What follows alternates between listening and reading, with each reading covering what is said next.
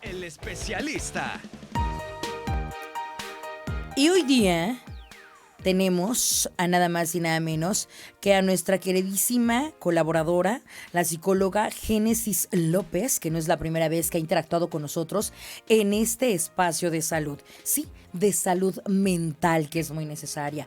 Habíamos acordado tener esta intervención el viernes, pero por cuestiones del desfile, de que fue día de asueto, de que casi nadie elaboraba, lo postergamos mejor para el día lunes. Pero no queremos que pase desapercibido que hace unos días, se platicó al respecto porque fue el día contra el acoso escolar, contra el bullying, una lucha que es constante, que parece que hablamos de ella y que ponemos atención, pero seguimos en las mismas. Le bajamos un poquito más a nuestro tercer plano, por favorcito, un poquitito más, yo te digo cuando ya. Ahí está, perfecto.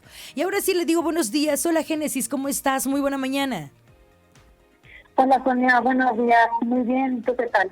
Pues mira, aquí con la preocupación de que fíjate que me enteré de un estudio que se hizo en nuestro estado, en Puebla, Sí. con resultados desoladores respecto a cómo los adolescentes están viviendo su etapa escolar, donde pareciera que están en competencia constante, donde se sienten muy aislados, donde sienten que nadie los quiere, nadie los cuida, los protege, donde se sienten inseguros. Las estadísticas son alarmantes y tenemos que hacer algo al respecto. Por eso es la necesidad de platicar contigo de este tema que pareciera ya un asunto cliché, un asunto ya repetitivo, como disco rayado, decía mi abuelita, pero que es urgente seguir en la charla, porque no nada más debe de ser el día en que se conmemora a nivel nacional o internacional, sino una plática constante en la mesa de cada familia y en la escuela también, ¿no? Sí, así es.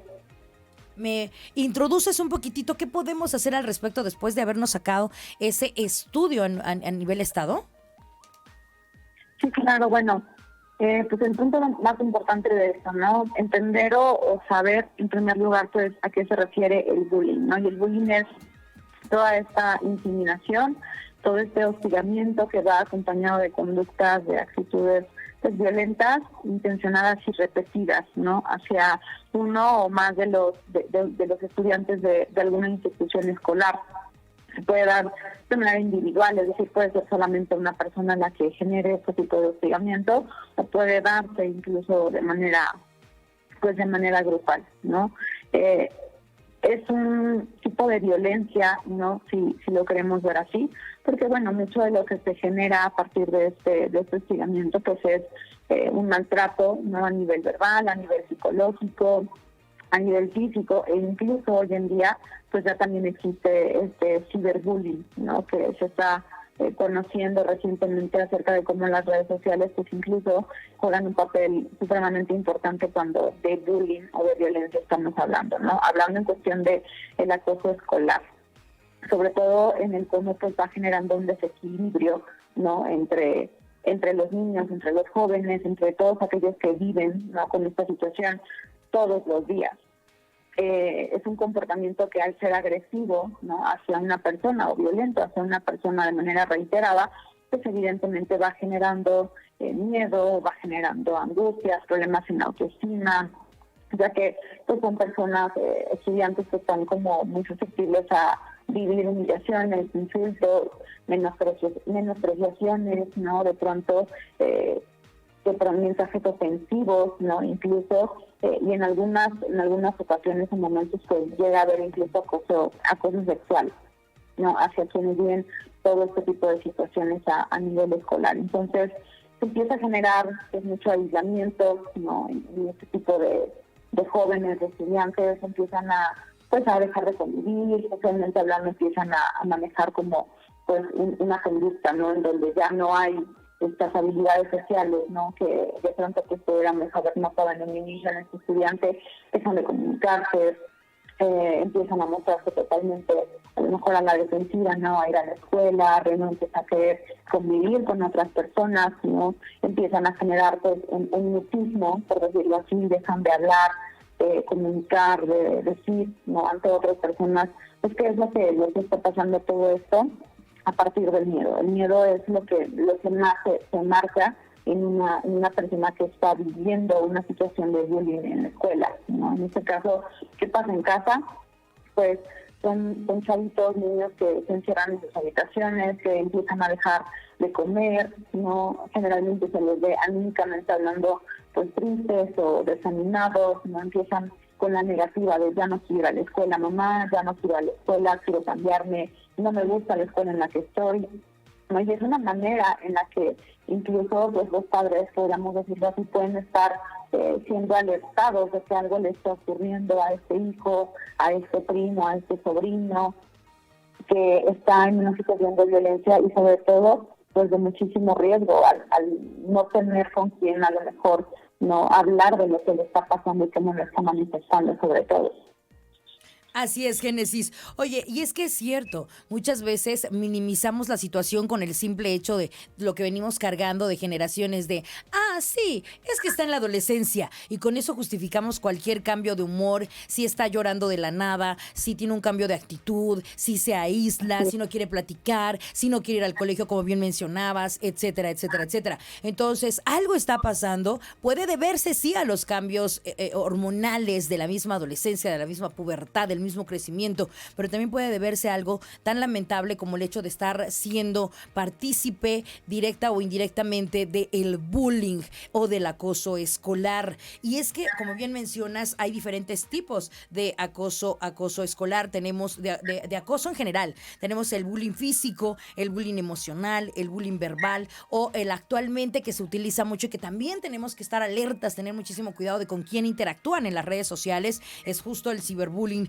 o la vía internet. La comunicación siempre va a ser clave. En primera instancia desde casa y la segunda es que de verdad pongan atención en las escuelas, porque a veces en la escuela tú le dices, es que no me gusta que mi hija platique con fulanita porque me le está haciendo daño, prefiero que no trabajen en equipo, etcétera, etcétera. Y la escuela te da el avión, sí, lo vamos a estar checando, señora, vaya usted tranquila. Y luego te vas enterando que no se está viviendo de esa manera como uno quisiera y debe de uno insistir. A veces nos dicen como papás, Génesis, no sé si te ha tocado que lo platican ahí contigo en terapia, que nos dicen, es que estás sobreprotegiendo a tu hijo, pero tampoco no estamos en una posición en donde no estar al tanto y al cuidado de nuestros hijos. Saber la escala de es lo complicado, hasta qué punto yo estar al pendiente de mi hija es estar sobreprotegiendo y le hago daño, o hasta qué punto lo estoy soltando que se está volviendo vulnerable con esa cercanía de los amigos, porque te decía yo que en este estudio que se hizo en Puebla habla de que se hacen mucho daño entre niños y que no se pueden confiar entre ellos, en que de pronto tristemente las estadísticas se están refiriendo que quienes más atacan son la gente que tú pensarías es el amigo o la amiguita de mi hijo, de mi hija.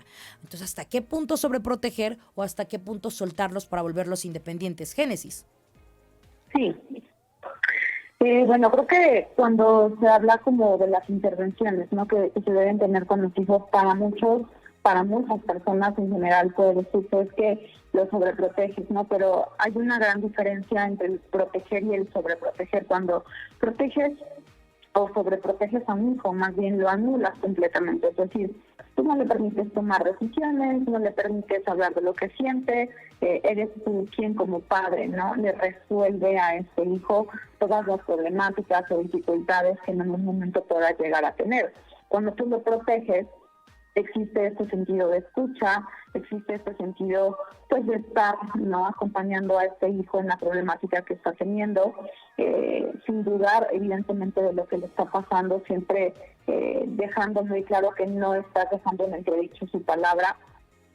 Se evita, ¿no?, también hablar desde la culpa y sobre todo algo muy importante, no tomar la justicia de la propia mano. Ahí es donde radica la diferencia entre proteger a un hijo y sobreproteger a un hijo. Cuando como padre, ante una situación como esta, buscas tú resolver esta problemática, ¿no?, de forma violenta, por decirlo así, o hacer una intervención en donde no permitas que tu hijo manifieste lo que le está pasando, entonces sí estás sobreprotegiendo. Aquí lo más importante, y es pues es una de las intervenciones, ¿no?, que se sugiere cuando un hijo está viviendo bullying, es mantenerse como padres lo más serenos y tranquilos, ¿no?, que se pueda mantener un estado anímico estable que permita apoyar a este hijo a nivel emocional por la situación que está pasando. 2, escucharlo y no dudar de su palabra, eso es lo más importante.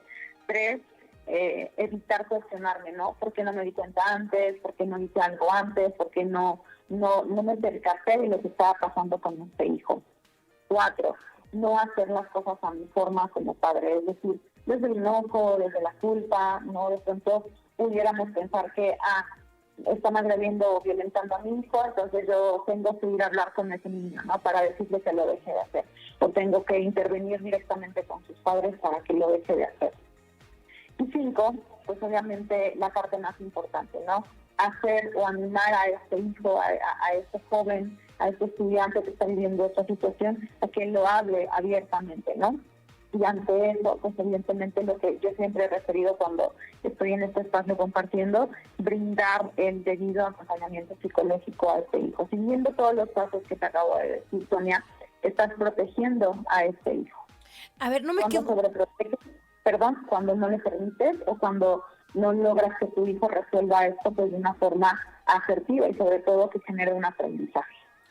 Pero a veces es complicado porque tú le estás diciendo a tu hijo resuélvelo cuando estamos hablando de niños, de acoso escolar, estamos hablando de 6, 7, 8, 9, 10 años. A veces es mucho más complicado con los pequeñitos, yo lo decía, ¿no? Cuando aprenden a hablar, pues quieren decirte las cosas pero no saben cómo.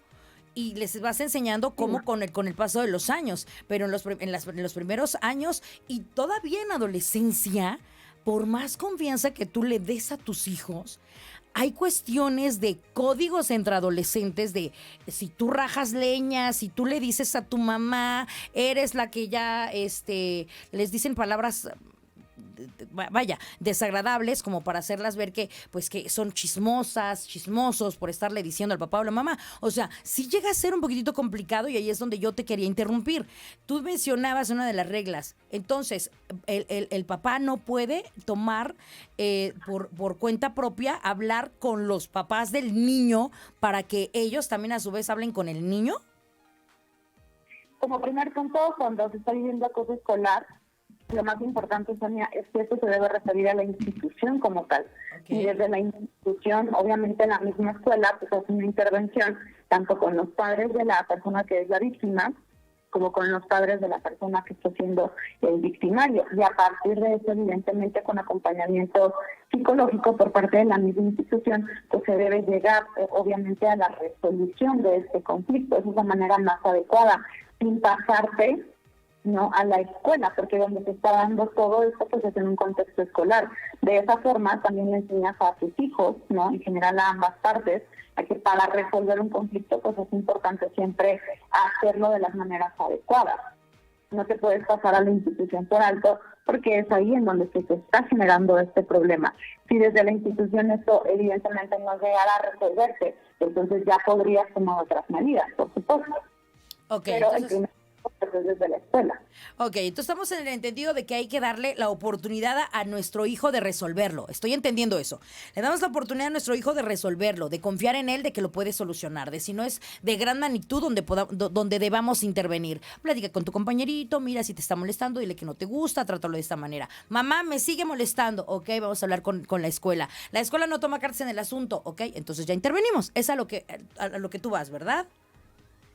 En las 3 situaciones intervienes como papá, en ninguna estás aislado a la situación. En la primera, cuando tú hablas con este hijo, pues obviamente tú ya estás avisado de que está ocurriendo una situación y estás acompañando a este hijo obviamente en este proceso, ¿no? En cuanto a que, oye, puedes hacer esto, oye, te sugiero esto, pero siempre, ¿no?, estás ahí. Siempre hay una intervención. Le das la oportunidad de que aprenda a comunicarlo e incluso muchas veces los papás que hacen, ¿no? Ya le dijiste a la maestra, ya le comentaste a alguien en la escuela, no todavía. Entonces, cuando ya, ¿no?, de pronto empieza a verse marcado esto que hacen los padres, pues acuden a la institución, ¿no? Maestro, maestra, director, directora, está ocurriendo esta situación en la escuela. Y entonces ahí, ¿no?, los padres siguen haciendo una intervención. En todo momento ellos están siendo parte del proceso. Lo que es importante y a lo que yo me refiero es a que, si es, hablando de esto como el acoso escolar en específico, pues lo más importante siempre es llegar a la resolución del conflicto, pero como intermediaria siempre en la institución. No dar pasos, ¿no?, antes de abordarlo desde el tema de la institución.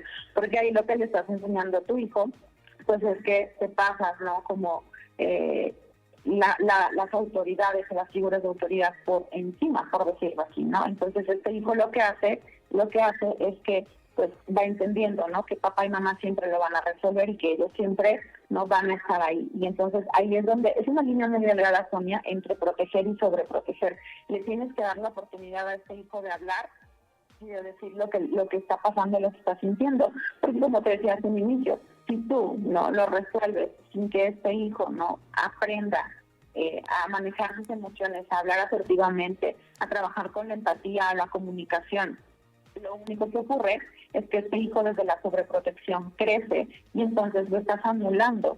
Y en el anularlo ya no habla, ya no comunica, ya no dice lo que pasa porque mamá y papá, antes de que este hijo hable o diga lo que está pasando, intervienen. Esa es la línea delgadita entre yo protejo y entre yo sobreprotejo. Sobreproteger nunca va a ser saludable en ninguna de las situaciones, porque anulas a la persona que estás sobreprotegiendo. Ok, o una de dos, o ya no dice nada, o espera que todo se lo resuelvas pasando los años y los años y los años, y no puede actuar ya en secundaria, ya en prepa, ya en universidad, porque pues está acostumbrado que siempre mamá o papá le resolvían la situación. A eso te refieres, ¿verdad? Exactamente.